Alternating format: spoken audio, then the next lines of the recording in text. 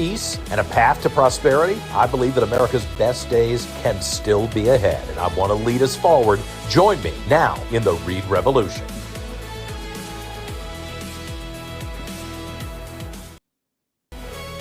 Hey, we're running a little late today, but the great thing in the podcast world, I'm finding out, is you don't have to start on time. You don't have to end on time. If somebody wants to talk for an extra hour, you can just go on and talk for an extra hour. It's so great to be free of the corporate world where they start you by the second and then they jam in 50 commercials and you barely get a chance to talk. It's one of the good things. So if you're hanging around for us and wondering why we're 14 minutes late on this Thursday, I can tell you, I just finished on the John Fredericks radio program. I filled in a couple of times for John when he's been absent. But today was really interesting. For 2 hours, we talked to the 4 candidates seeking to be the new chairperson of the Republican Party of Virginia.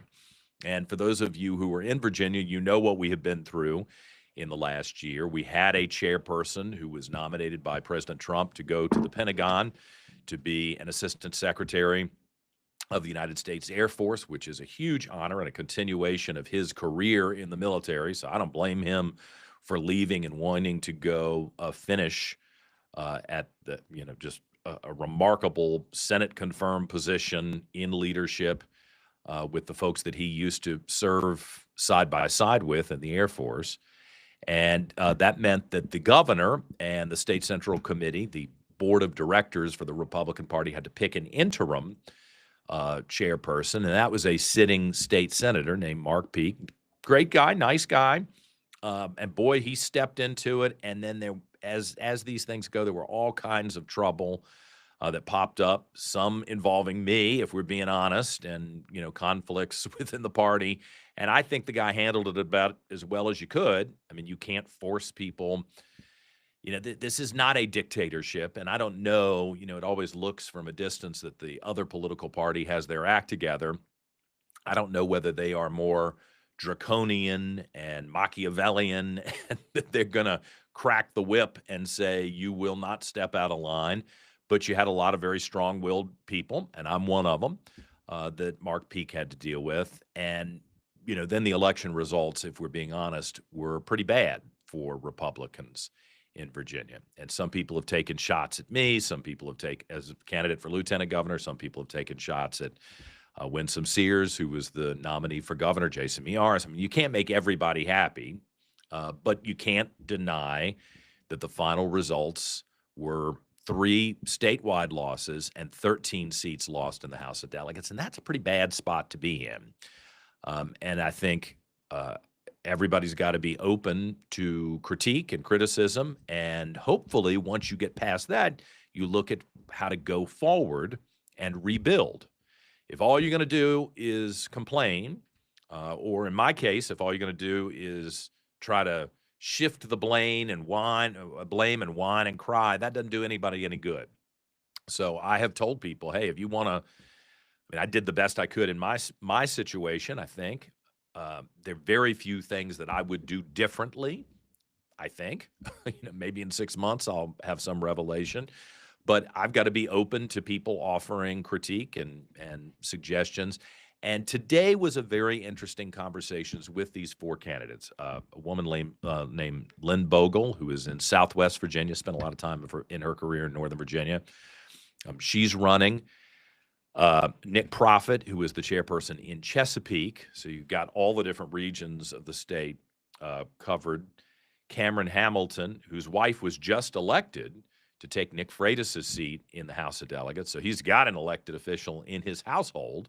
And Cam tried to secure the Republican nomination to run for Congress, so he knows what it's like to be a candidate on some level, too. And Mike Clancy, who's an attorney in Northern Virginia, also a former candidate, ran for Congress, did pretty well, but was not successful up in Northern Virginia. It's pretty tough for Republicans up there.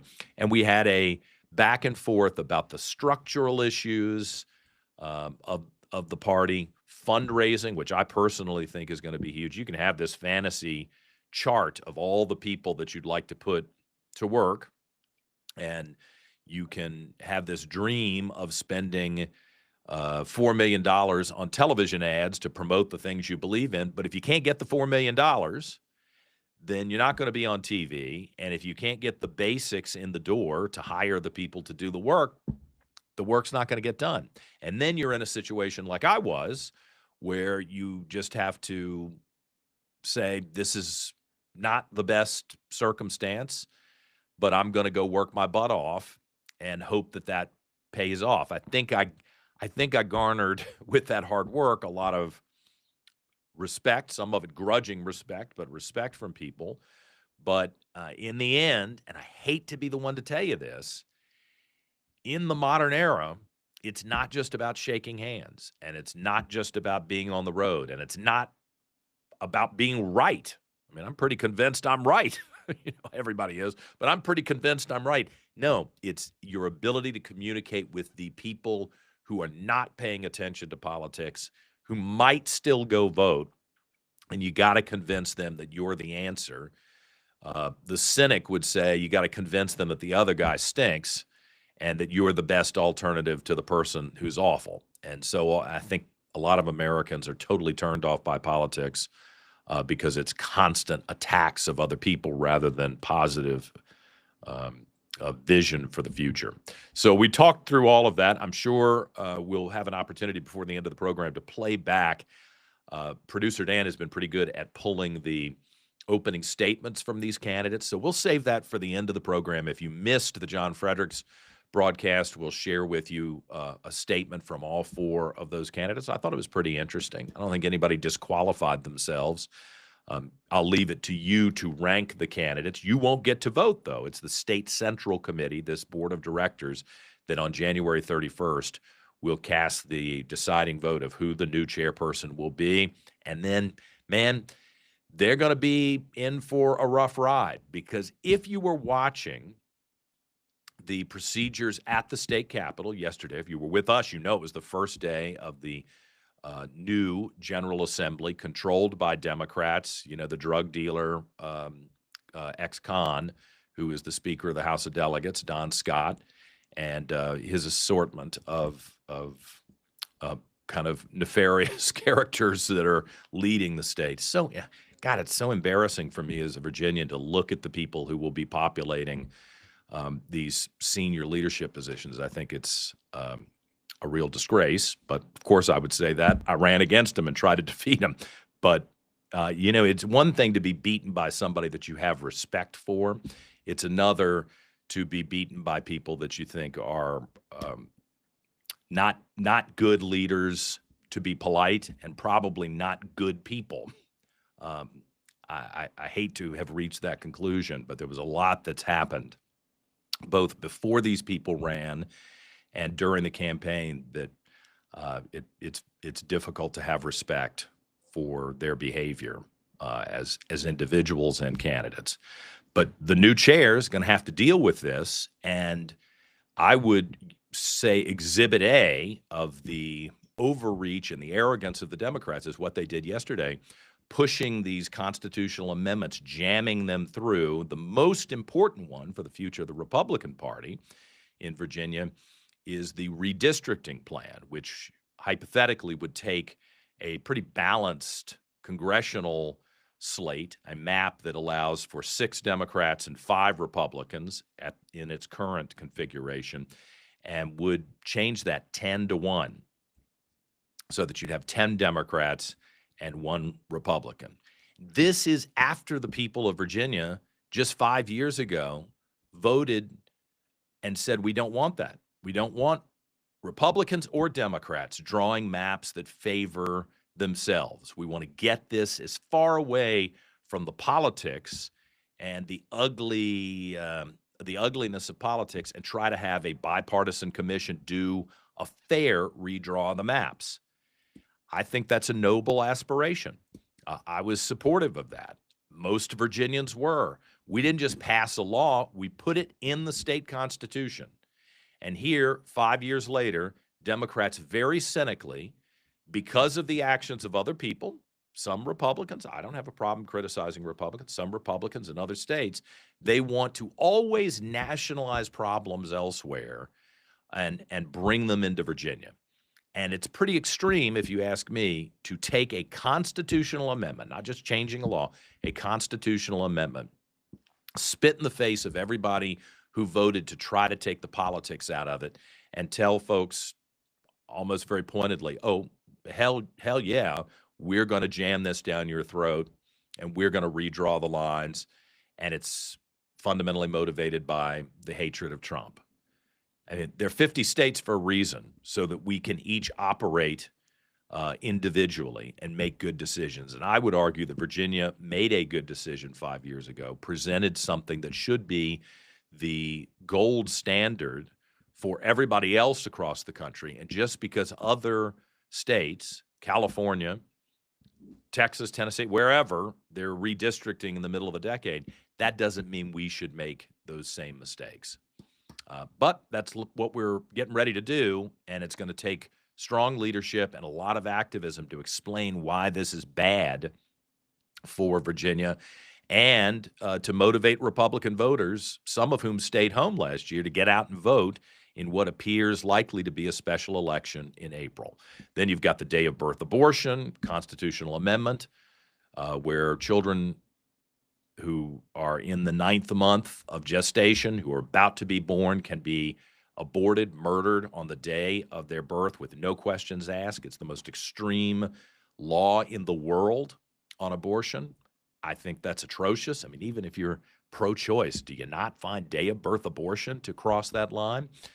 The immediate restoration of voting rights for murderers, rapists, child molesters, arsonists, armed robbers, no questions asked. You come out of jail and you get your voting rights back. You don't have to prove that you've been a model prisoner. You don't have to explain to anybody yourself. It's this delusional idea that somehow sitting in a cell for 1 year, 10 years, 20 years pays your debt to society, and then you get to cancel out the vote of your victim, assuming your victim survived and is still alive. How disrespectful is it to the people who've been victimized by criminals to say the worst of the worst, not white-collar criminals, not, somebody who stole something from a department store, things that maybe you could find your way to say that's not a big deal.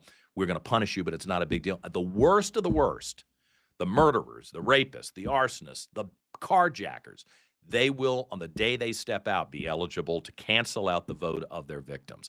I find that atrocious, and it confirms once again for me that the Democrat Party in Virginia and elsewhere is the party of criminality. They always side with the criminals. It's kind of a weird fetish that they have, that they must side with the criminals, and it's disgusting. We got to stand up against it. So we'll talk more about the constitutional amendments, the marriage amendment, which most people assume that I would be supportive of. Unfortunately, the way it's written, I can't be supportive of it. If you wanted to just repeal the old constitutional amendment from 20 years ago and get in sync with the law as it exists by order of the Supreme Court and say you can get married if you're gay and if you want to, and churches can still do what they want to do, I'm on board with that. I think most churches might not like it, but they would probably be on board with that. But this amendment, the way it's written, is specifically designed to cause legal trouble, not just for people of faith and churches, but I'm telling you, the way it's written with the word gender in it, this is a setup to get a lot of trans issues into the court system, and I think that's going to cause chaos for all of us across the state. For me, it's a no, no, no, no to all of these proposals, and that's unfortunate. The Democrats are so extreme that they're pushing them. We're going to have to talk about them going forward. Now, I have a guest waiting, one of my favorite guests at WRVA when I was doing the morning show there, and a former neighbor of mine who worked his way from Commonwealth's attorney in Henrico County to Attorney General of Virginia and became the governor of Virginia, Jim Gilmore. He's been holding, and Governor, I'm sorry to leave you holding for so long and to be a little bit late today, but I appreciate you joining us. How you feeling after after this election? You've seen the ups and the downs, the highs and the lows. Give me your assessment of where we are as we start 2026. And good morning. I think your mic may be muted, Governor. Is it?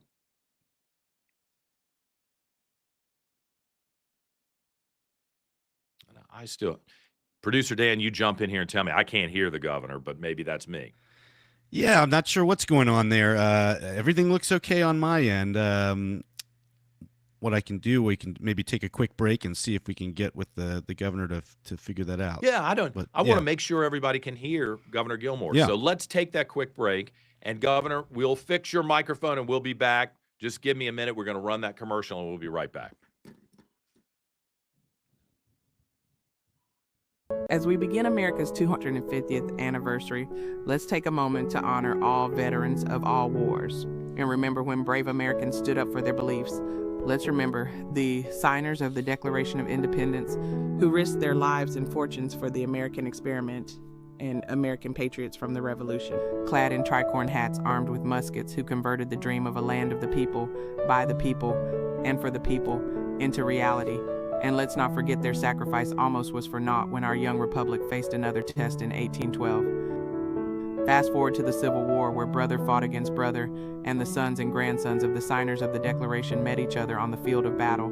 Here's a Confederate soldier, rugged and determined, defending his home and family, many times in his own community.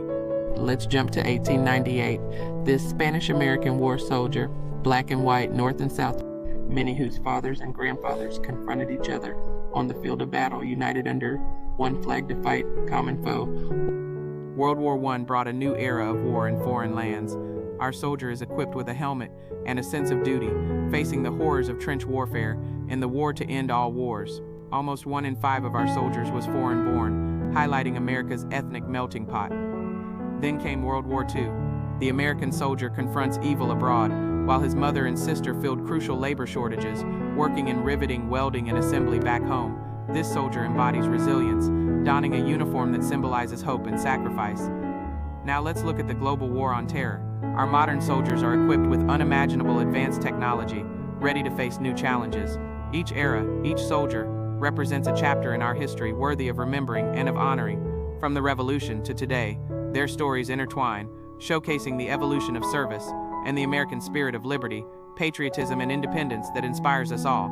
These brave men and women have shaped our nation, fighting for the America we hold dear. This year, let's celebrate our American inheritance, honor the memory of all our veterans of all wars, and remember the sacrifices that brought us to where we are today, and commit to renewing the American dream for the next generation of Americans.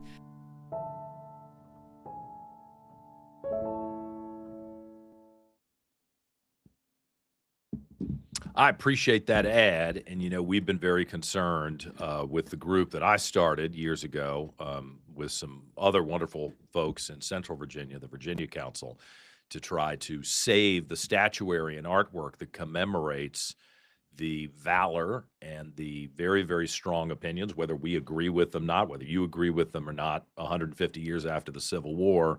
I just think it's wrong and anti-preservationist, anti-intellectual to go and behave like the Taliban and destroy things because you don't like somebody from the past. Somebody's been dead for 150 years. And I would argue, and I've said this consistently, and I try to keep it in mind with the things that I do in my life, someone's going to judge you in the future. And, you hope you make good decisions. You hope you're thoughtful and grounded in principle and in morals, and you're doing the right thing. Clearly, people debate controversial issues today. Somebody's going to win and somebody's going to lose. But I hope that the people who will evaluate us in another 100 years will show more grace and curiosity about why people made the decisions they did than we seem to be willing to show to people who've been dead for 150 years. I examine history with curiosity, not condemnation in general. And I'm just puzzled by this very anti-intellectual, self-righteous attitude that's doing so much damage across the country. Having said that, let's get back, and I'm hoping that we have fixed Governor Gilmore's microphone so that we can chat with him today. Let's try this again, Governor. Good morning to you. Oh, no. Is it still messed up? You can hear me. Seems to be. Yeah. Let me see if you can stall for a couple minutes, John. I'll see if we can get Governor Gilmore out of the studio and back into the studio, see if that changes anything. That may do it. All right. Yeah, That's let's good. see that.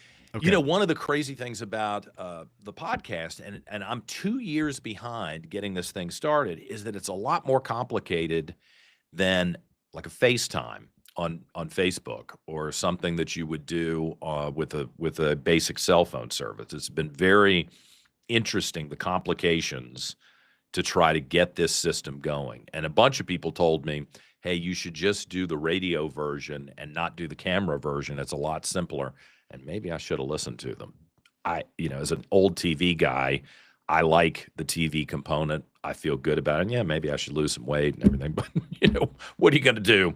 But the adding these extra elements from a technical standpoint, it's not as simple as I thought it would be.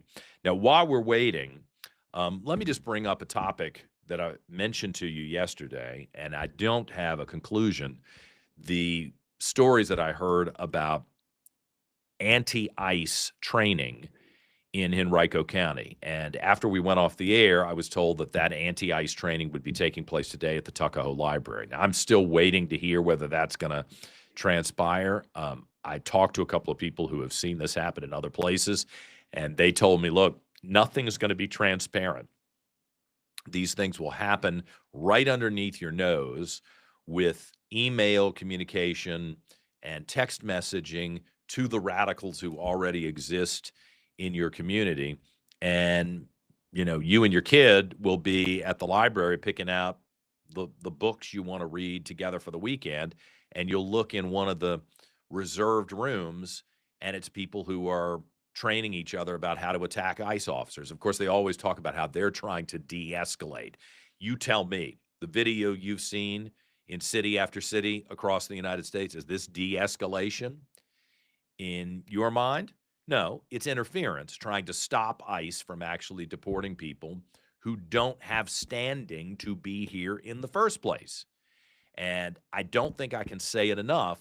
If Democrat governors, Democrat prosecutors, Democrat judges, Democrat sheriffs, Democrat leadership on the local level would do the responsible thing and allow ICE to navigate this inside the courthouse, inside the courtroom, so that this didn't spill into the street, we would all be in a better place. And I don't know, is anybody happy to see the roundup of people who are here illegally and have committed crimes in the streets? I don't know why they're in the streets in the first place. If they've committed crimes, whatever they are, and they're out on the street, somebody's got to explain to me why we're allowing that to happen. Why are we allowing people to be here illegally, get nabbed for, speeding, reckless driving? I mean, those are the kind of the minimal, less toxic crimes they're accused of, and they wind up going through the court system and having those cases adjudicated, but everybody acts like we shouldn't double check to make sure you're actually a citizen. I mean, I got a blue passport. I got a little star on my driver's license. I don't like the fact that that's where we are in the society, that everything except voting. The only place you don't have to show an ID in America is when you vote for the leadership. Now tell me that's not screwed up, and tell me that's not nefarious. That's not deliberate. I don't like that that's where we are, and I'm certainly going to draw the line at putting a computer chip in people's arms where that's the only way you can get into a building is to identify yourself with some computer chip. I think there are people who would like that crazy idea. No, but it doesn't seem inappropriate to me, since we have been so foolish for decades allowing people to just cross the border and stay in the country. It doesn't seem inappropriate to me that once you've already had a run-in with the law, we should discern whether you're here legally or not, and we should take action at that point. But Democrats, they say that they haven't imported people to try to drown out the votes, overwhelm the votes of the legitimate native citizens, but their behavior and their actions betray them. That's exactly what they're doing. That's exactly what they're doing. Minimally, they're doing it in the census so that they can rig the congressional seats, because the congressional seats are drawn, the lines are drawn based on population, not on citizenry. So whoever is living there currently, that's how they draw the lines to decide how many congressional districts are going to be in a state. Now, that's crazy. That dilutes the power of the people who are supposed to be able to vote. And I would think that could be adjudicated in a court to say that's not fair to the actual voters. And if I'm competing, if I'm one guy over here in Goochland County, which is it's becoming less rural, but it's relatively rural, and I've got to compete against one American citizen in Henrico County plus 1,000 people who don't have a passport, who are not supposed to vote, and the lines are being drawn based on this bogus data, that's not fair to me. So this has to happen. And the fact that we have been so passive and so foolish for decades, the correction is always going to be worse than if you deal with it up front. Always. I mean, I would say that it's like being a parent. If you don't discipline your child when they're 5 and you just wait till they're 15, you may be in for a world of hurt if you've waited that long. If you haven't taught those lessons in the younger years, if you didn't take care of this problem early on, you're almost guaranteed to have a problem down the road, and a bigger problem, and an uglier problem, and one that is of more consequence for the person involved and for your family and for you.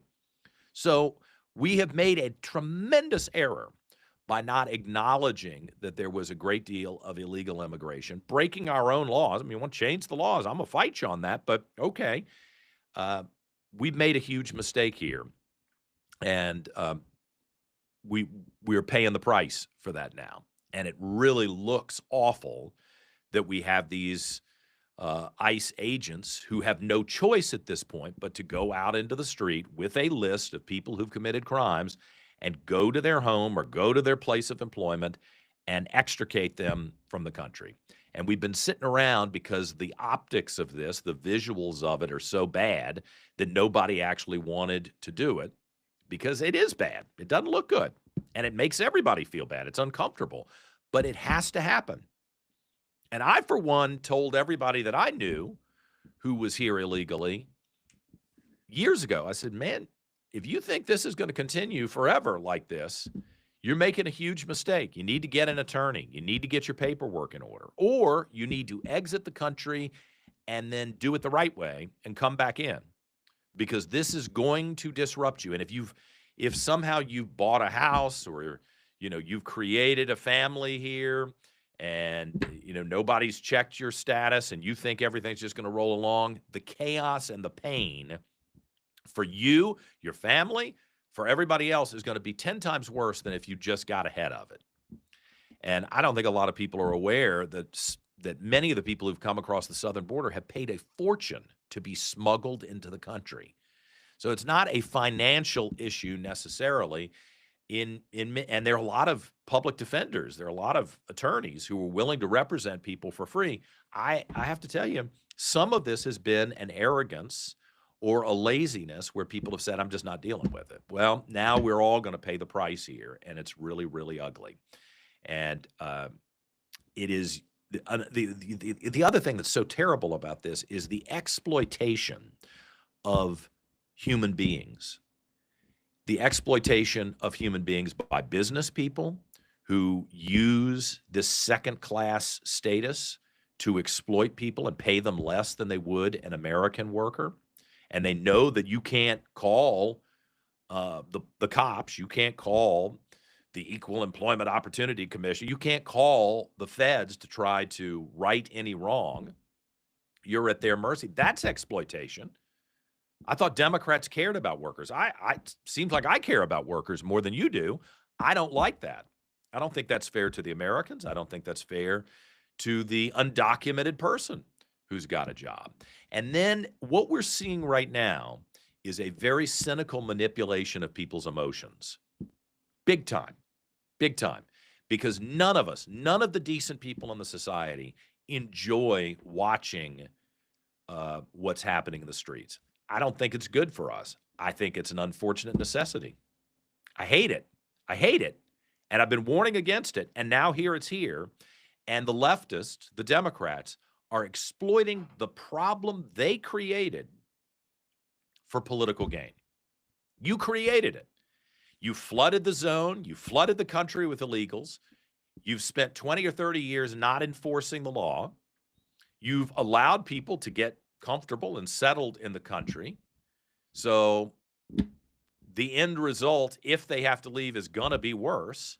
This is not a smart situation for us to be in, to have this type of manipulation and exploitation. And now that someone is actually going to enforce the law, you've got Democrats who are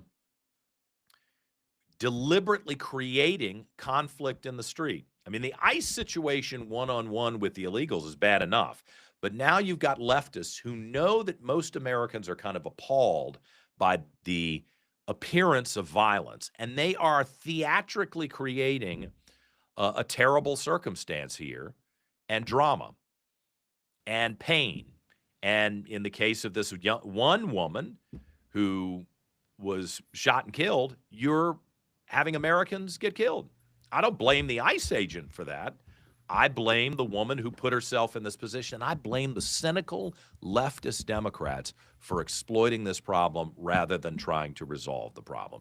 And the solution can't be, oh, we're not going to enforce the law. We're just going to walk away from it. That's not an honest solution for anybody, for the American worker or for the folks who were here illegally. Somebody's got to step in and get this under control, and I don't want to see that kind of violence happen in Henrico. I do want to see ICE deport illegals. I don't want to see the violence. All right, we got this fixed, producer Dan? Let's find out. Governor Gilmore. Let's try one more yes, time. we can hear him. Great. That's good. Good, I got it. Okay. All right, well, let me shift over to Governor Gilmore, a native of Richmond, but was Commonwealth's attorney in Henrico County, then the Attorney General of Virginia, the governor of Virginia. And a lot of people forget you were the chair of the RNC. So since I just came off of moderating this debate with the folks who want to be the chairman of the Virginia chapter, the Republican Party of Virginia, what would you do if you were thrust into this role and you were looking at 2025 and the bad results that we had? What do you think are the priorities for whoever gets this role? I think the priorities are going to be to focus on messaging. That, I think, was one of the principal flaws that we had in the last election for governor. And I think that we have to, messaging is another way of saying what is the policy of the Republican Party and its candidates? What is it? And what do people care about, and what are we going to do about it? I think the advantage is that the Democrats are very confident, and they're going to take a very radical program. And then the question is that going to be acceptable to the people of Virginia? So let me just say for a couple of minutes. This past election, John, which you ran in, was problematic because President Trump has taken certain actions that have had a direct impact on Northern Virginia. The result is by the layoffs of people, by the DOGE reduction of people, thousands, if not hundreds of thousands of people were laid off. They're frightened, they're frustrated. Their careers were disrupted. They don't have any way to put food on the table, and they voted Democrat. And is this any surprise? It's no surprise to me. And I always watch the Northern Virginia vote very carefully, and it's always large, but this was a torrent of votes. And so the only way that a Republican can overcome that is to grab an issue that the people of Virginia care about, and then to drive that issue and persuade people that the Republicans will address that issue. Now, we saw that with my car tax issue. We saw that with Governor Youngkin saying, well, I'm going to emphasize parental rights in the schools. We've seen that with a couple of other Republicans. But if the Republicans don't have a policy that they then drive with their message, the Virginia will now vote Democrat almost every time, in my view. Hindsight's 2020. What 3-word message should Winsome Sears and my campaign and Jason Miyares have talked about, you think? You were correct. I mean, yours, no car tax, was brilliant. Bob McDonald had Bob's for Jobs. That resonated with people. Governor Youngkin, what his parents matter. That resonated in large part because I think Terry McAuliffe was arrogant and didn't affirm that parents mattered, and people didn't like that. What do you think should have been that key message here? Was it affordability? Yes. I'm not willing to be a consultant here because that's not my job, and I'm not that good at it. But based on my experience, I think it was pretty obvious at this point that this election was about Donald Trump and what he was doing in the White House. And the question was he having a direct impact on this election? I believe that he did. I think at some point, I think somebody said, I can't remember who it was, well, Donald Trump wasn't on the ballot in this particular off year. Oh, yes, he was too. He absolutely was on the ballot, and it made a big difference. So it doesn't mean that you have to reject Trump as a Republican and say everything that he's doing is wrong. But I think that you have to lay out where you are, what your policy is.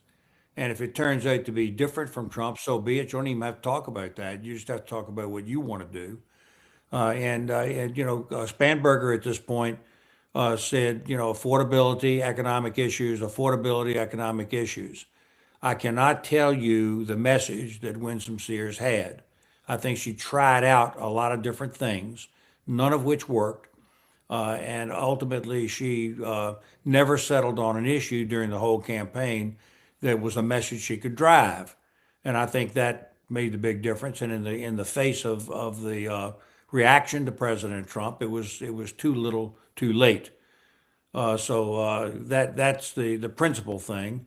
I believe that our candidates were chronically underfunded. That's true. I'll tell you that. Well, yeah, that's a problem, and you could discuss why that happened. But I thought that your insight at the beginning of this podcast was so correct.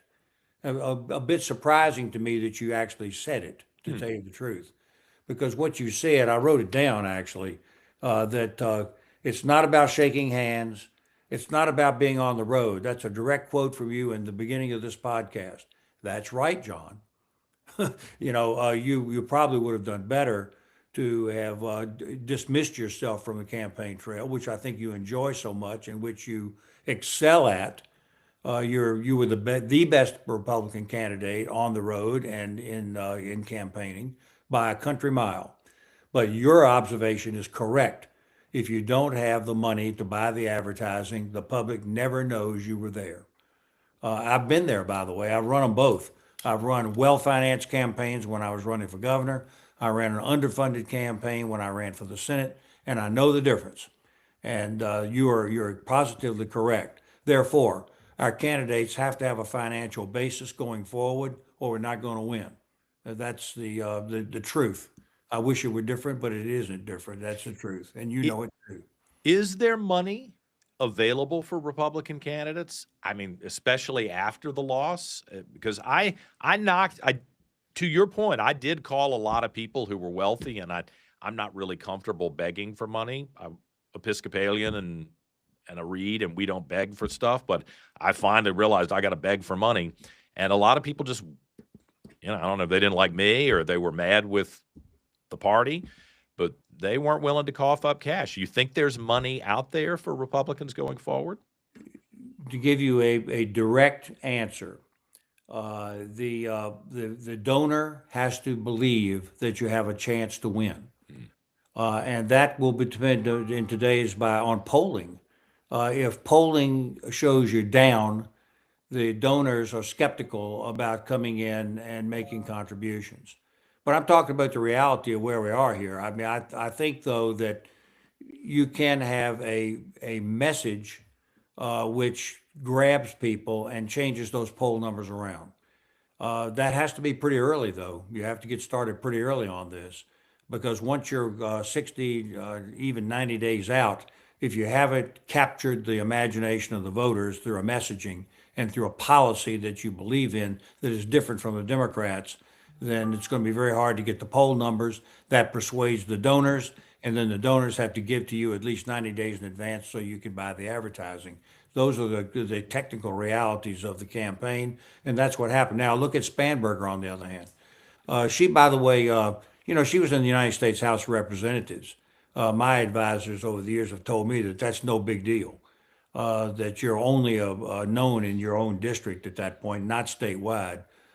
So she was not a sure shoe-in from the very beginning, but she did run a very moderate voice, campaign. She didn't look threatening. She looked reasonable, and so that was her strength. And she had the money to paint Winsome Sears in a negative way, as we all saw with that advertising. But so that's the way that this campaign went down. Uh, I wish that it were different, and it will be different again in the future, but it wasn't this past time. Well, Abigail Spanberger will be inaugurated on Saturday. Yes. A lot of Democrats have already taken formerly Republican seats in the House of Delegates. We saw what they pushed through yesterday, these 4 constitutional amendments that I talked about before you joined us. Do you have instinct on what happens with Abigail Spanberger and how she navigates a very, I think, leftist group of people in her caucus? Is she going to have to cater to them? Ralph Northam, who we all thought was kind of moderate when he first became governor, he wound up having to do exactly what the Black Caucus and the other leftists in the General Assembly demanded of him. I don't know whether he secretly didn't want to do it, but he did it. What do you think happens with Abigail Spanberger? I honestly believe that Spanberger is still charting her course. She is what she is, and she's confronting a legislature at this point that's 2-1 in the House of Delegates.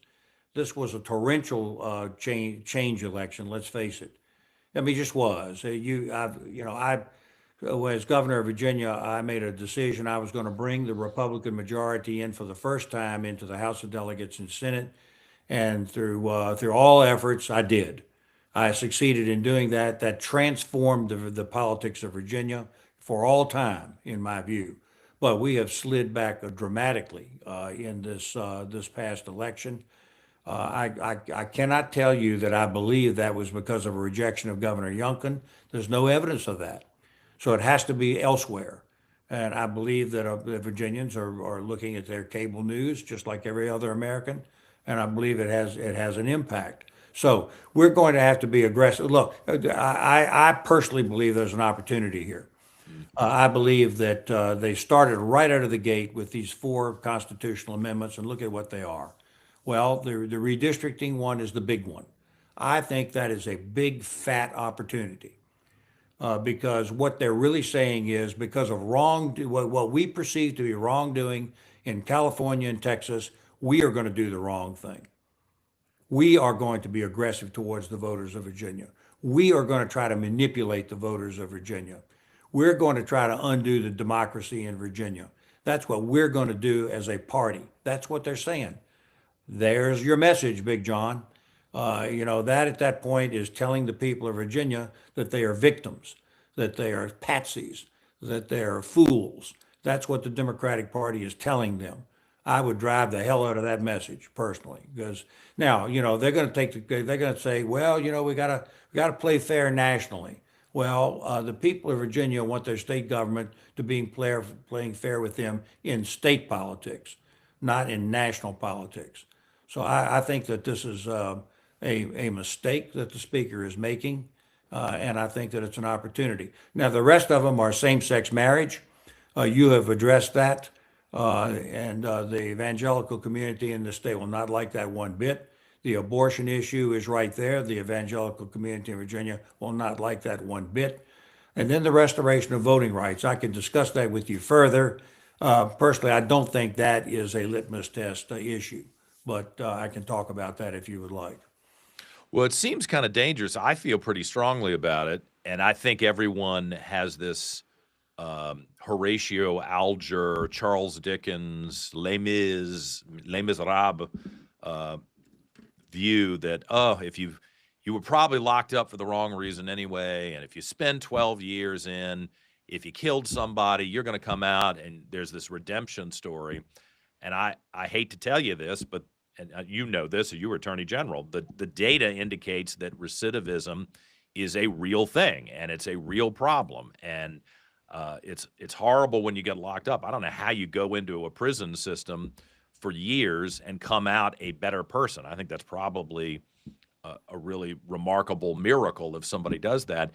I'm just not ready to have my vote canceled out when I make conscious decisions on a regular basis not to break the law by people who either don't have any impulse control and do break the law, and especially the people who are really violent criminals. And that's the problem with this amendment. It doesn't discern between some white-collar criminal and the worst of the worst, the child molester, the arsonist, the murderer, the rapist. They step out, and the Democrats seem very eager to let everybody out of prison a lot earlier these days. They step out, and they're on equal footing with those of us who didn't commit a crime. I think the average person should be offended by that. I don't know if it sells, though. Well, let me tell you where I was so that your viewers can understand this. Okay. I'm actually not opposed to the restoration of voting rights, but Automatically. I'm not opposed to it. Good. Wait a minute. Let me explain. I actually did not support an automatic restoration of rights. I took the position that the Constitution and the state legislature, that the governor ought to follow that law. That was the position that I took. Therefore, the pardon power that I had as governor, the position I took was somebody that came forward and asked for a restoration of rights or a full pardon had to demonstrate citizenship. They had to demonstrate that now that they were out of prison, that they were doing something in the community, that they were doing something to demonstrate their integrity, that they were doing something to show that they had departed from the old ways. And if they did that in their petition, I would restore the rights. That was where we were. Now, later governors, including Republican governors, said, nope, we're just going to give everybody back their rights, period. We don't care. They don't have to show anything. We're just going to restore the rights through the pardon process. I thought that was an abuse of the General Assembly's authority and the Constitution, and I didn't agree with it. But I think that position is very unwise. I think it's it is unwise. but yeah. It's unconstitutional. In my view, it's unconstitutional and unstatutory. That's why I opposed it. It was manipulating the General Assembly's rules by the pardon power.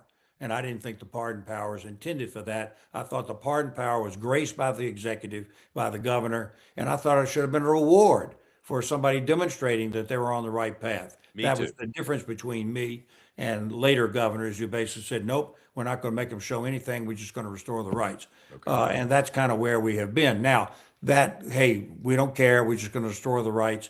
That's what this constitutional amendment does. That's not what I did, but that's what this constitutional amendment does. So be it. Now, the good news is both in the redistricting in April and the same-sex marriage, the abortion, and the restoration of voting rights will all be subject to a referendum. So now the public gets to get their say. And, my view is that I don't think that the public pays enough attention to this stuff. That's the problem. But political leadership, like your excellent leadership, will in fact inform people before they vote. Yeah, we got to talk about it extensively. Since we're going through the amendments, during this campaign, I faced a dilemma. I'm pro-life. I'm pretty honest about it. That's a change in position for me from when I was a younger man, and I just didn't want to talk about it, and it seemed like women, especially my peers in our 20s, they were very adamant that they wanted to be pro-choice, and I was just hoping it's kind of cowardly to say, I was just hoping the issue would go away. It's not gone away. It's gotten worse. And the way I tried to navigate it is to say, I think I'm in the minority, in Virginia at least, being pro-life, but don't you think the day of birth abortion, even if it only happens rarely, even if it only happened one time, aborting a baby that's fully formed on the day that it's supposed to be born, not to save the life of the mother, which I think is a reasonable exception, but because the mother says, I don't want this kid, or it's going to cause me some sort of mental anguish, that is immoral. That's wrong. I mean, and I found, at least at the beginning of the campaign, before everybody really started to get polarized, that I had pro-choice people who would argue with me about first and second trimester, who conceded that that was a step too far. Do you think that talking about that third term and the day of birth is important as we debate this issue? Or really politically, I'm not asking, how you feel in your heart, but politically, is this just the third rail for the Republican Party and we should let this one go? I mean, I hate to do that. I think that I think I burn in hell for for not standing up for what I think is right. But politically, what do you think? Well, I think we would agree with your example. A day of birth abortion, for example. I mean, the previous governor got himself in trouble talking about that.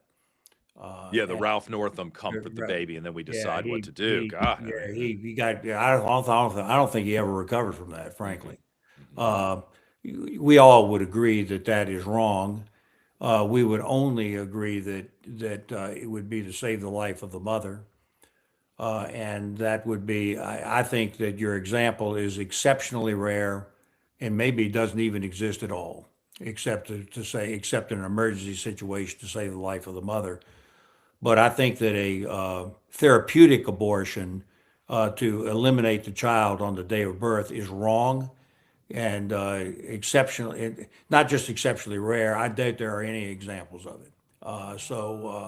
But then now you require multiple doctors to sign off. This new plan, if I understand it correctly, is one doctor, that's the abortionist. You come in, say you want, I don't know, the boyfriend beats the woman up and says, you're going to have this abortion today, and she has to give in, or she's having an emotional crisis, or I'm so horrified by the attitude, and I hope this isn't widespread, but there are a lot of young women who seem to really not take pregnancy seriously and the birth of a new human being seriously. And it is shocking to me, some of the videos. I mean, you can't base everything you see. You can't base everything on videos you see on TikTok and Instagram.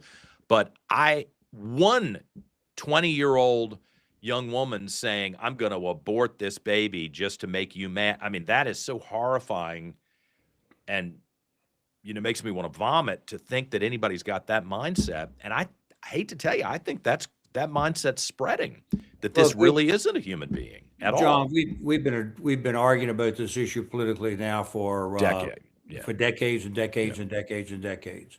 I think that along with my fellow evangelical supporters, believe that at some point you have to do what you think is right, and I concur with that.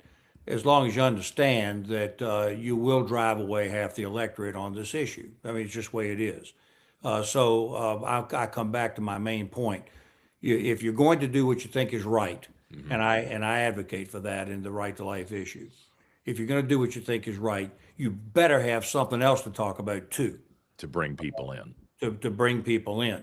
And that is, frankly, that, where we are today is, the issue of affordability. I think people are feeling very stressed financially. There's no question about it. There are all kinds of problems with this. Credit card debt is at a record high. The interest rates are astoundingly high on credit cards. President Trump is trying to address that right now by saying we should be topping that at 10%. I'm not sure what his authority is for that, frankly, but he's talking about the right issue there. And I think you have to address that. Now, I warn you that Governor-elect Spanberger has said this is going to be her main topic So don't kid yourself. She's no dope.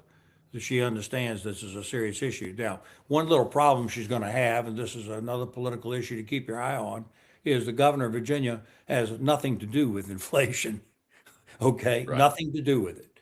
Now, in my case, when I wanted to eliminate the car tax, or at least cut the car tax, I was actually putting real money into people's pockets. The car tax is very high. It's very onerous. Sometimes it's thousands of dollars upon people who can't afford it. So when I was reducing the car tax and trying to eliminate it, I was putting real cash in people's pockets. So that was an affordability issue. But other than that kind of dramatic tax cut on the state level, the governor of Virginia has nothing to do with any of that. The Yeah. national people do. So she may overpromise here. I'm going to address affordability when she's completely unable to do it. And that will mean that 3 years from now, we're in a position to point the finger at the first woman governor and say, well, you just didn't deliver on this. Now, I make a reference to this first woman governor. Like you, I don't believe that we should be categorizing people by ethnicity or gender. But I recognize something, and that is that the women of Virginia are very proud of the fact that they've elected a governor. Don't kid yourself. This is very meaningful. And there's no reason to denigrate it in any way. This is an accomplishment for the women of Virginia. It's a breakthrough, and we should acknowledge it because, after all, we want those votes and we want people to understand that we believe in their concerns. Yeah.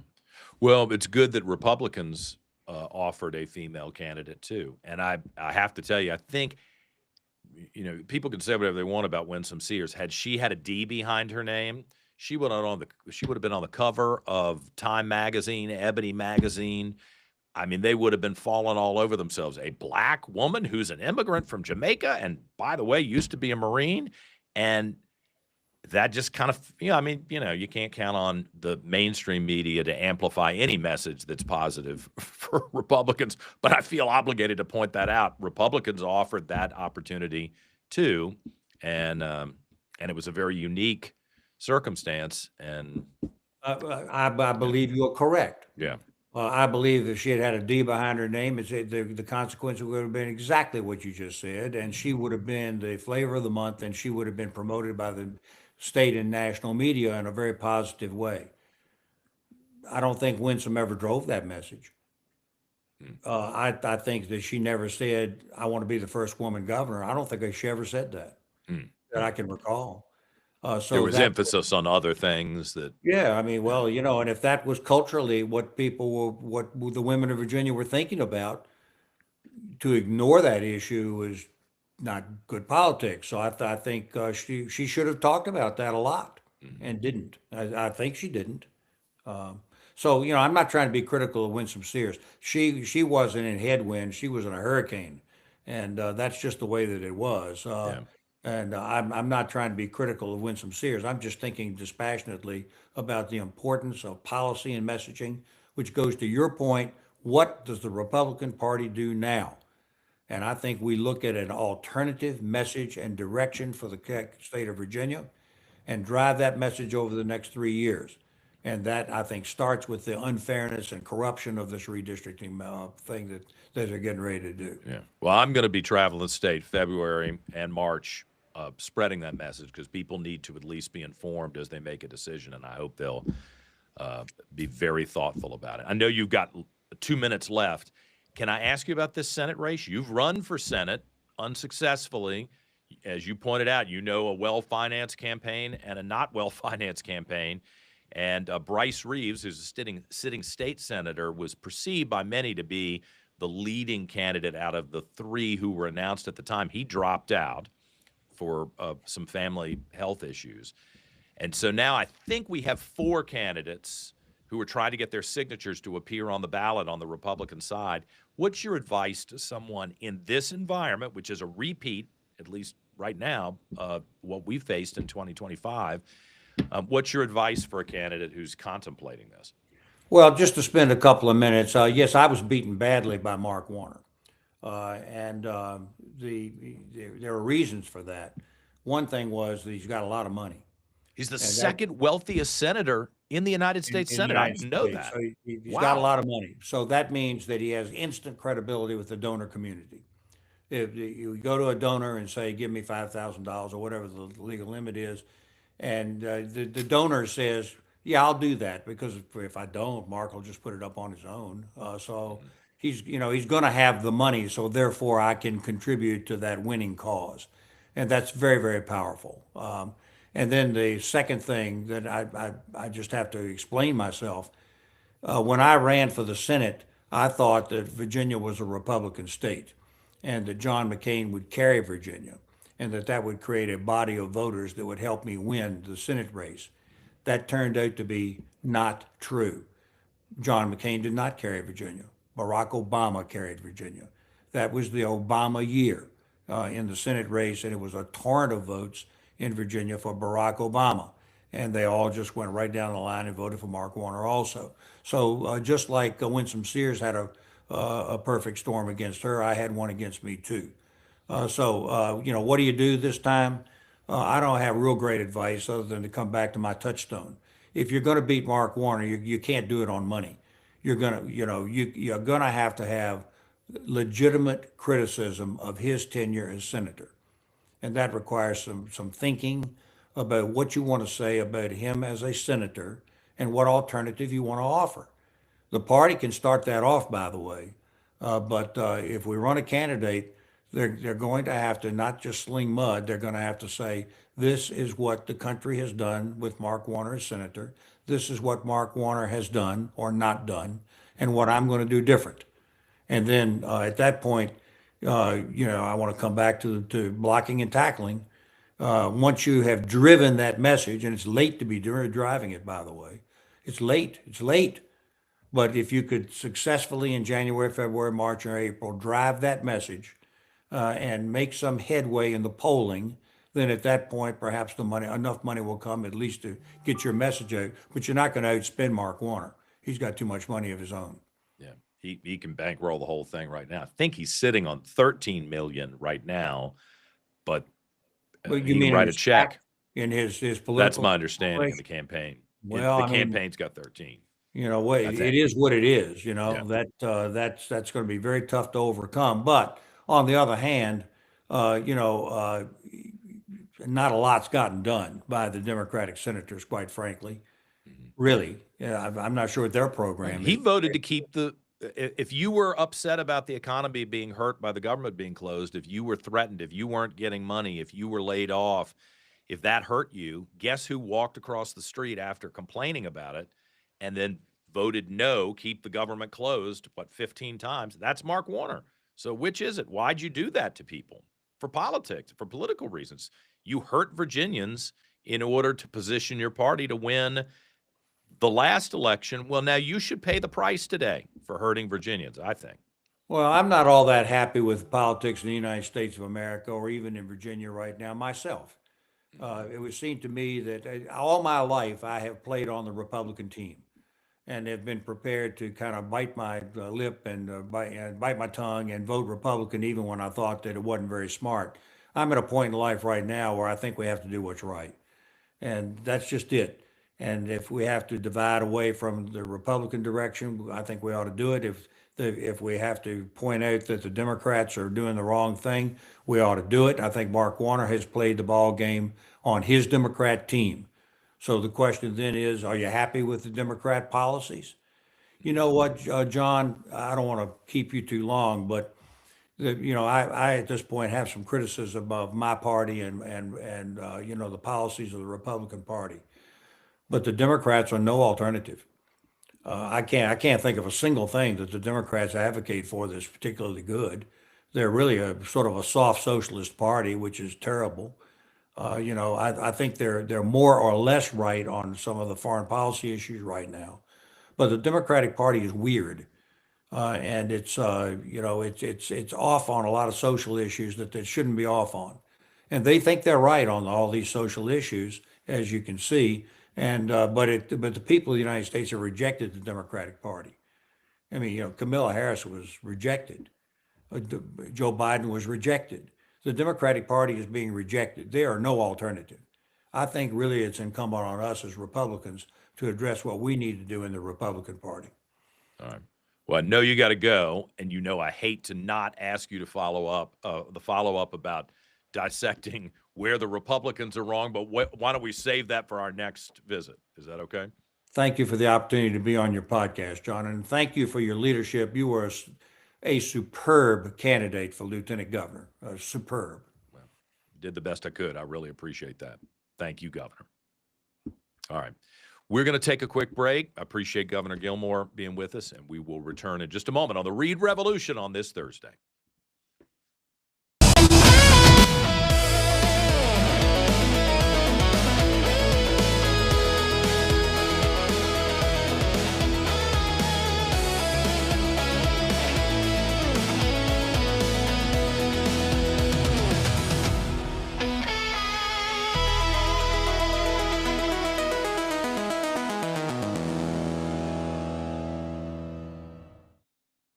Okay, we're back, and I don't want to cheat you out of the opportunity to hear from these candidates for chairperson of the Republican Party of Virginia. If you are watching from another state, and I've been kind of pleasantly surprised how many people are watching from other parts of the country, bear with me. You might find this interesting.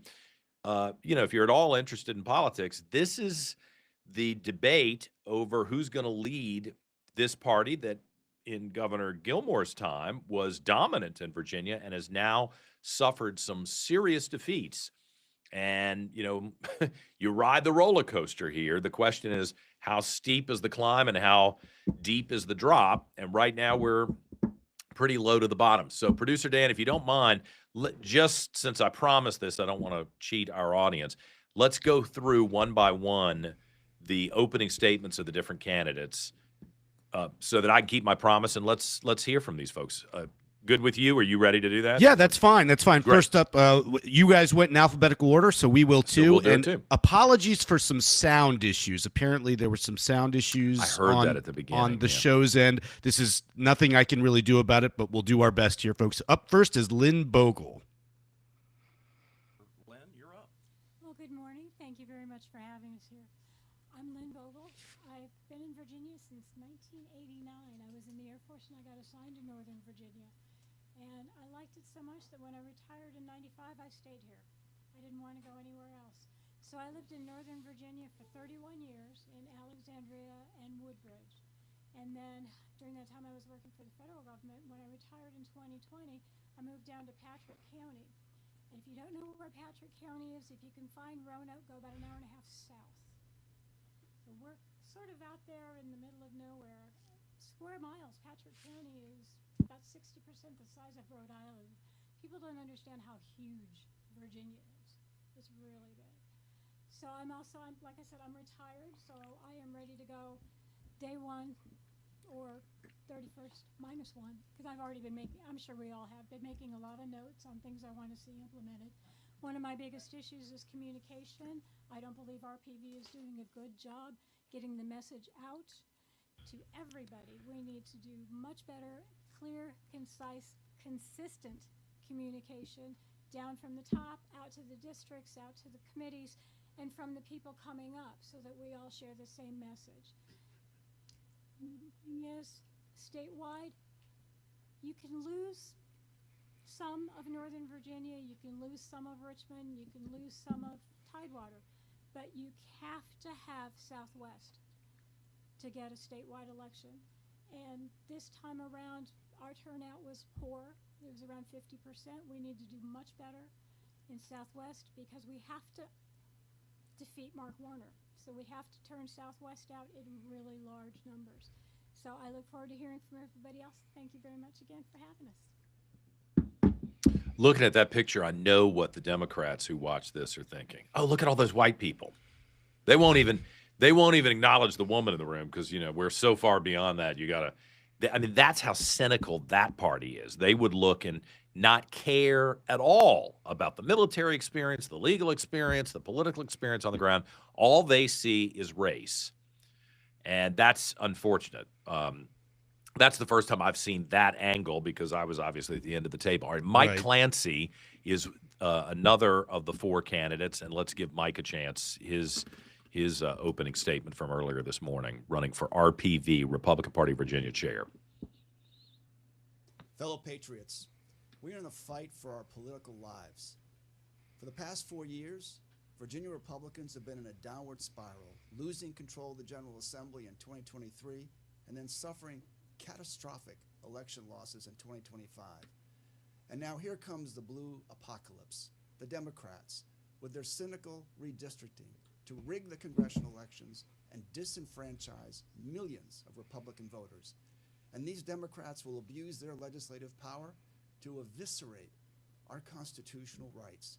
This is a serious time and requires serious, experienced leadership. And I have the depth and breadth of experience and expertise to lead the RPV. As chair of RPV, I'll focus on fundraising, building a powerful campaign operation, and being a powerful advocate and voice for RPV and for our principles and for our values. I have decades of volunteer experience as a Republican activist. I'm the only chair candidate with senior executive leadership experience, leading a complex, multi-legal operation. I'm the only chair candidate with the campaign experience as a nominated Republican candidate, and I've proven how to win votes in red and blue districts. I'm the only chair candidate who's a lawyer with the legal and constitutional law expertise to lead the fight against the Democrats and their diabolical agenda. This is our 1776 moment. If you're a patriot who wants to join the fight to defeat the Democrats and save Virginia, I'd be honored to have your vote. I'd be honored and privileged to serve you as the chair of the Republican Party of Virginia. Thank you, and Godspeed. Thank you. Cameron Hamilton, who also, like Mike Clancy, ran for Congress. Now, Cameron didn't get the Republican nomination, but he was one of the Republican candidates seeking the GOP nomination to run for Congress. And interestingly enough, his wife just won, one of the new Republicans. That's not a big group, new Republicans going into the House of Delegates. Let's hear from Cameron. I would say that I'm a husband, I'm a father, and I'm a Christian. And what are the most important things that the Republican Party of Virginia should be focused on? There's a lot of different ideas, and you'll hear many different perspectives amongst these excellent candidates. But it's really three things: money, messaging, and organization. To quote the great Ed Matricardi, who's a personal and dear friend of mine, that's what the RPV needs to be focused on. And what we've seen yesterday, my wife was recently sworn in as our House of Delegates representative for District 62. It's an honor to have her there serving in that body. But what we saw was one of the most egregious power grabs I have ever seen in the history of this Commonwealth. We are likely facing, to be very clear and poignant to all Republican and even non-Republican voters, a 2 to 4 year setback that if we do not weaponize and operationalize the Republican Party, we will turn it into a decade or 2 decade long setback. The implications of what's coming down the pipe with all these different amendments and the different legislative actions are profound. And of course, if you attended the Republican advance, you'll hear this statement that Republicans don't retreat, we advance. Let me ask every voter, just sincerely and honestly, what has the Republican Party advanced in Virginia over the past 20 years? It's not been a lot. There have been some victories, sure. We had a great election in 2021. We took back the House. We maintained the cabinet. But we have obviously given and retreated in territories and territories again. My focus is on operating the resources here so that we can once again regain prominence and victory to show relevance to the American people. Thank you for your time, and God bless. And then the fourth candidate is the chairperson in Chesapeake. And an interesting he's the youngest person at the table, Nick Profit. We'll hear his pitch. My name is Nicholas Profit. What I bring to the race here as the candidate for chair is the actual operational experience in the party.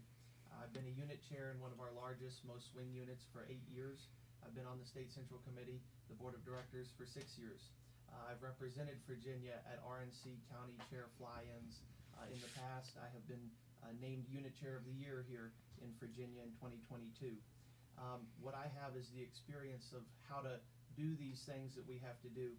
Organize voters, experience with the grassroots, strengthening and training our units. I was on the committee that put together our unit chair handbook.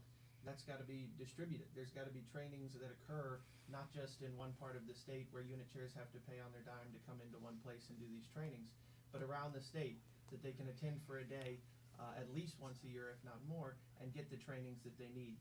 Currently, we're outsourcing our comms director. We've got to bring that back in-house so we can have united, cohesive messaging and talking points and media relations provided to our units, provided to our House and Senate caucuses, with our congressional delegation partnerships to work together on redistricting. And we've got to have this redistricting effort that the Democrats are doing. We're electing a chair practically in February, one day from February. With this illegal redistricting effort on the ballot in April, we've got to have somebody who can get going day one on the ground and know how to get things moving. So that's what I bring, and I look forward to talking with everyone. Now, look, you weren't bored by that, were you, Dan? Or were you? It's a bit It's in sterile, the maybe, weeds. I guess. Yeah. It's in the weeds. The only reason I make a choice to share it with you on this program, and I should thank John Fredericks and his radio program for inviting me to be one of the moderators and letting us share those clips, because he gave up 2 hours of his airtime today, is I think sometimes people just assume that politics is all about the TV ad, that somebody did spend 200 hours trying to develop it, and every single word is parsed, and every little picture you have to decide just who's in this photograph and who's not in this photograph. And like I pointed out, all the white people, you can't put an ad on TV in a state where you have large minority populations and only show white people. So that people see the final ad, they don't think of all the work that goes into crafting it to try to influence you for good or for bad. And this is the kind of thing, if that, 8 minutes bored you to tears, just think of sitting through hundreds of meetings like that as a candidate, as a poll worker. I mean, there are a lot of your neighbors, you may not want to have anything to do with it, but a lot of your neighbors really do put in a lot of work to be a part of the political system, to advance what they believe in, to argue what they believe in. I mean, I guess it's like everybody wants to go to the game on Sunday in the big stadium with the cheerleaders and the band, and that's showtime. Few people want to do the work in the gym in the wintertime, running and conditioning themselves. That's where the actual progress is made. And I thought it was important for my Virginia audience to get a chance to hear from these people, because it's pretty important going forward. But for those of you who aren't in Virginia, or maybe don't have the same interest in politics, maybe you can indulge 8 minutes and you would, see the thought that goes into these decisions going forward. I guess we're out of time, right, Dan? Well, we can. Do we want to play? We could do one thing, and we could play that Hinckley interview, or should? Oh my gosh, that's a 30-minute. I think we it's saved about 3.5. We'll save that for tomorrow. No. My conversation. save I don't it. want to show it. And okay. Can I just tell you? And this is a great Yeah. tease for tomorrow. Yeah. Okay. And we've been on for an hour and 18 minutes now, and I started Yeah. late, so forgive me for that. But it was producer Dan who noticed this yesterday, that John Hinckley Jr., the man who shot President Reagan, wound up shooting some other people. This is back in 1981. Mm-hmm. Can I just be honest with you? You try to kill the president, you actually shoot people, I think we should execute you. You think I'm going to apologize for that? I think we demonstrate as a society how little we care about crime and how soft and stupid we are if we allow someone who tries to kill the leader of the country, Republican or Democrat. I love Ronald Reagan and the Reagan family, but I would say the same thing if someone did that to Barack Obama or to Donald Trump or Joe Biden, who I didn't like. You cannot allow this type of behavior. And you're a fool if you think that you are sending any message to the population other than we're soft and we don't care and we're not ever going to have the guts to discipline you. If you can't discipline and get rid of the guy who tried to kill the president, you don't give a damn about anybody's life. I mean, let's be honest. And that was back in 1981 that the society tolerated and went through the charade of having a trial and then found him not guilty because he was insane. I got to be honest with you. I covered a lot of crimes when I was a reporter. Almost all of these people have some mental problem. I mean, most normal people don't just blow somebody away, rape somebody, strangle them. And there's something going on in their head that's a problem. I don't think that's an excuse. I think it's even more reason to get rid of you with death, to be honest with you. I know people get upset. That's the truth. Why are we indulging this? So, I don't get to make that decision. And here in Virginia, we've been so stupid. The Democrats have gotten rid of the death penalty. So there are no consequences, really, to committing a crime. Yeah, you might get locked up, but the Democrats are trying to let people out of prison even earlier. So I can't count on that life sentence anymore either. John Hinckley Jr., all these years later, is strumming a guitar and singing songs and doing interviews with local reporters. And I'm not going to beat up on the reporters. I'm probably the only would-be assassin you'll ever meet. That was like his pickup line with the reporter. It was weird.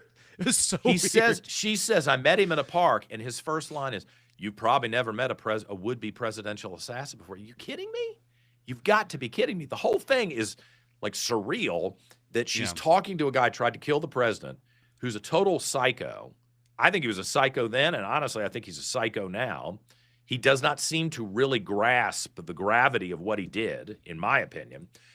I can't show you the whole interview today, but tomorrow we will share that with you.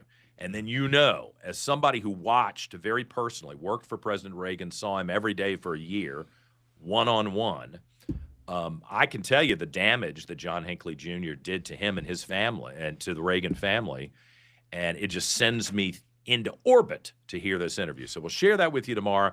Do me a favor, you too, Producer Dan, as we leave, if you've got, like Apple Music or Google, whatever the music apps are, say Pusha T. Siri, play Pusha. Well, I don't want to do it. Yeah, gosh, I almost triggered it. Tell your computer to play Pusha T, rap star, performing for Governor-elect Abigail Spanberger's inaugural celebration this weekend. And tell me whether you think these lyrics are kind of a good representation of Virginia, of the new governor. I mean, tomorrow, I'm trying to think of how to do this, how to share the lyrics that are so vulgar that, I don't even know. We don't have the same responsibilities on a podcast that we did on broadcast radio. But you do it, dude. Ask your computer and your music service to play Pusha T and see if this is representative of Virginia in a good way. I'm not saying Abigail Spanberger needs to invite Lawrence Welk and his orchestra to come, or it doesn't have to be some country western band that doesn't really represent her and her people. But are you serious? Pusha T? Check it out. Yeah, fair warning to those of you parents out there. If you have young children, make sure that they are not around when you do this. Yeah, don't play that. Good point, Producer Dan. You saved me from somebody. That's a bit of a spoiler, but that should tell you. It's going to shock you. It's not just the N-word, which I'm personally offended by. I must be the only person left in America who's actually offended by the use of the N-word. And I don't talk that way. I don't like it. I don't like it whether you're saying it to somebody to demean them or whether you're singing it in some trash song. I find it offensive and I don't like it, and I don't understand this double standard that we've created in the society. How does one person lose their job if they even tell a joke with the N-word, but then other people can sing it 500 times in a 4-minute song talking about dealing drugs and banging women and all this, and no one cares? I mean, someone explained to me I know I'm not culturally illiterate. I think I'm just trying to hold everybody to maybe a little higher standard, tiny little bit higher standard. Anyway, we'll talk about that tomorrow. We'll get ready for the inauguration. There are a lot of things we had today that we didn't get to, but we are out of time for the Reid Revolution here on this Thursday. Hope you will like and follow us Yes. on the outlet that you're watching right now. You can find us on Spotify and Apple Podcasts. If you can't watch live, you can download us and listen in your ear as you walk the dog around your neighborhood. Have a great Thursday. See you tomorrow morning on the Reid Revolution. Yep. See you, everybody.